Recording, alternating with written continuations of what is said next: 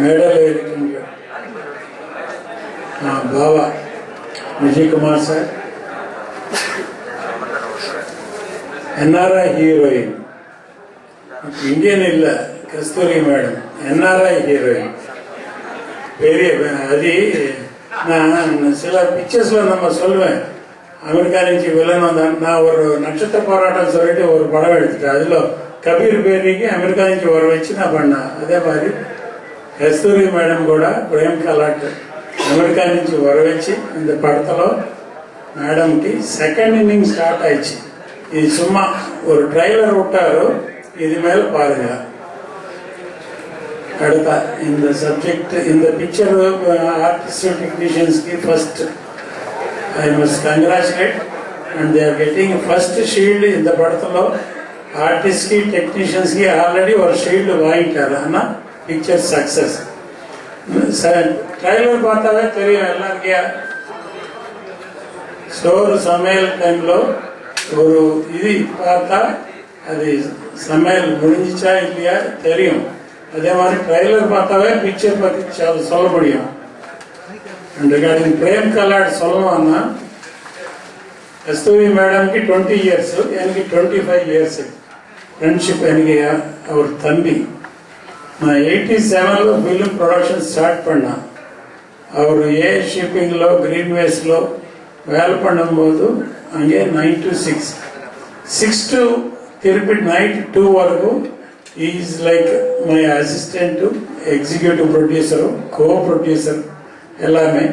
நான் எடுத்த 32 பிக்சர்ஸ்க்கு அவர் ஒரு கோ ப்ரொடியூசர் மாதிரி இன்வால்வ்மெண்ட் அப்படி இருக்கு. அந்த எக்ஸ்பீரியன்ஸ் வச்சுதான் இந்த படம் தைரியமா ஸ்டார்ட் பண்ணாரு. எல்லாருக்கும் தெரியும் இந்த காலம் நல்லா இல்லை. ஒரு பிக்சர் எடுக்கணும்னா மினிமம் ஒரு 2-3 crores லாஸ்ட்க்கு ப்ரிப்பேர் ஆகி படம் எடுக்கணும்.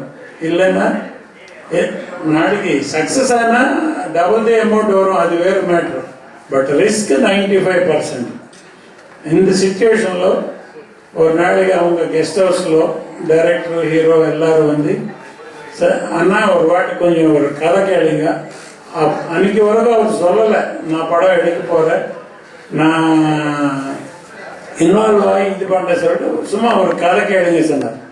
ஆனால் பிரேம் நான் இப்போ படம் எடுக்கிறது இல்லை, 6 years ஆச்சு நான் படம் ஸ்டாப் பண்ணி. இல்லை இல்லை நீங்கள் கதை கேளுங்க, உங்கள் எக்ஸ்பீரியன்ஸில் எப்படி இருக்கும் பண்ணு. கதை கேட்டால் எக்ஸ்ட்ராடனரியாக இருக்கு சொன்னேன். அதே மாதிரி ஹீரோ பார்த்தா இந்த ஆள் ரொம்ப ஸ்பார்க் இருக்கு, டெஃபினட்டாக அப்கமிங் ஹீரோ மாதிரி ஆயிடுன்னு சொல்லிட்டு நான் அன்னைக்கே சொன்னேன். இப்போ ட்ரெய்லர் பார்த்தா அந்த ஃபீல் வந்துச்சு. இது நாளைக்கு என்டையர் தமிழ்நாட்டில் மக்களை கூட அதே ஃபீலிங் வரும். பிரேம்க்கு ஏன் டிஸ்கரேஜ் பண்ணா, நீங்க ஒரு நல்ல கம்பெனியில ஒரு எக்ஸிக்யூட்டிவ் டைரக்டரா இருக்க, இது தேவையா? நானே இப்போ படம் எடுக்கிறதுக்கு பயப்படுறேன். 32 பிக்சர்ஸ் எடுத்துட்டு நான் 6 years நான் எதுவுமே ஸ்டார்ட் பண்ணாம இதுன்னா இல்லைன்னா டிசிப்ளின்டா ஒரு பட்ஜெட்னா பட்ஜெட் மாதிரி நீங்க எப்படி. நான் I use to go to location 7 o'clock call ஷீட்னா 6:30க்கு நான் லொகேஷன்ல இருப்பேன். யாராவது லேட்டா வந்தா நான் அந்த ஆர்டிஸ்ட் ஆனா சரி, டெக்னீஷியன் ஆனாலும் சரி, நான் ஒத்துக்க மாட்டேன். ஸோ அந்த டிசிப்ளினும் அவர் கத்துட்டு, ஆனால் நான் டெஃபினட்டா பட்ஜெட்ல ரிஸ்க் எடுத்து தான் பண்றேன்.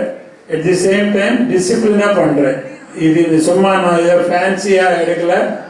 நான் ஒரு ப்ரொஃபஷன், ஒரு டிசிப்ளின் ப்ரொஃபஷன்.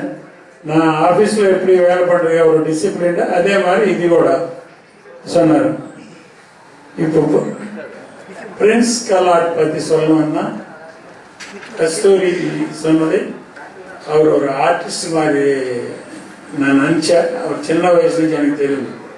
அது நான் நினைச்சு நம்ம லக்கி மேன்ல அவர் ஹீரோ கார்த்திக் சின்ன వయసు టైంలో విజయ్ కుమార్ సార్కి మంజుల మేడంకి సన్ను, కార్తిక్ చిన్న వయసులో హీరో ప్రిన్స్ కలాట్. அதே மாதிரி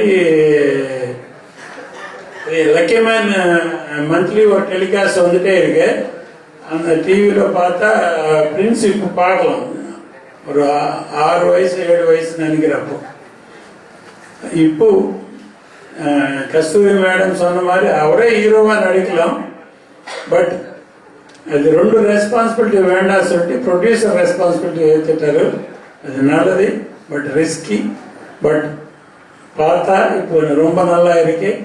ரீசெண்டாக பெரிய super duper multi star cast, பெரிய heroes, mega heroes, super heroes, என்னென்னமோ விருது இருக்கு. அவங்க பிக்சர்ஸ் எல்லாம் ஃப்ளாப் ஆகி க்ரோர்ஸ் கணக்கில் லாஸ் ஆகி ப்ரொடியூசர்ஸோ இல்லை அந்த படம் வாங்கின கார்பரேட் கம்பெனிஸோ அடுத்த ஃபியூச்சர் என்ன சொல்லிட்டு கொஸ்டின் மார்க்ல இருக்கும்போது ரீசெண்டா பீஸா சொல்லிட்டு ஒரு டிஜிட்டல்ல எடுத்துட்டு ஒரு low budget film collecting extraordinary collections. அதே மாதிரி சப்ஜெக்ட் நல்லா இருந்தா நம்மளுக்கு இப்போ சூப்பர் ஸ்டார்ஸ் வேண்டாம், மெகா ஸ்டார்ஸ் வேண்டாம், யாரும் வேண்டாம், கதை ஹீரோ. அது நம்பிதான் நான் 32 பிக்சர்ஸ் எடுத்தா. அதே பாலிசியில பிரேம் கலாட்டோட இப்போ படம் எடுத்துட்டாரு. கதை சூப்பர் நல்லா இருக்கு. பிக்சர் ஆர்டிஸ்ட், சூட்டபிள் ஆர்டிஸ்ட் எல்லாமே டெஃபினட்டா this is going to be a big hit like pizza.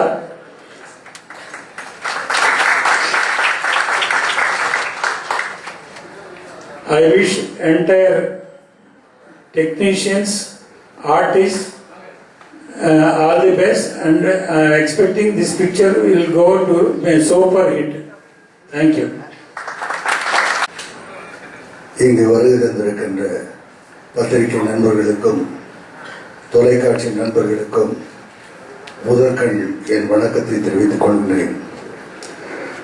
மேடையிலே வீட்டிருக்கின்ற காட்டுகட் பிரசாத் அவர்களே மற்றும் இந்த பெண்ணொன்று கண்டேன் படத்திலே நடித்த நடிகர் நடிகைகளே, படத்தின் இயக்குனர் அவர்களே, இசையமைப்பாளர் அவர்களே, ஒளிப்பதிவாளர் அவர்களே மற்றும் இந்த படத்தில் பணியாற்றிய அத்தனை கலைஞர்களுக்கும் என்னுடைய வாழ்த்துக்களை சொல்கின்றேன்.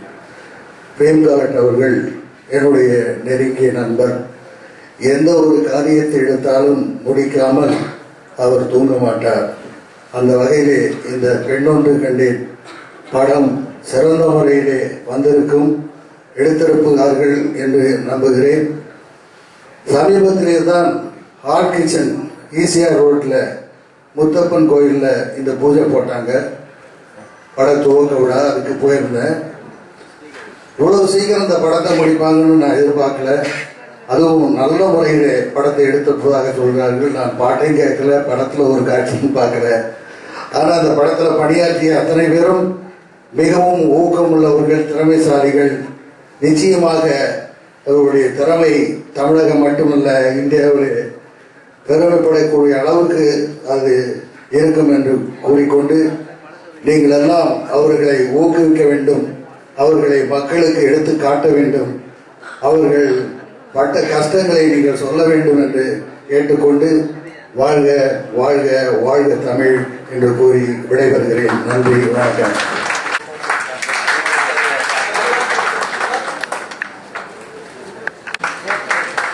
தமிழ் சின்ன திரையின் தங்கம் திரு விஜயகுமார் அவர்களே.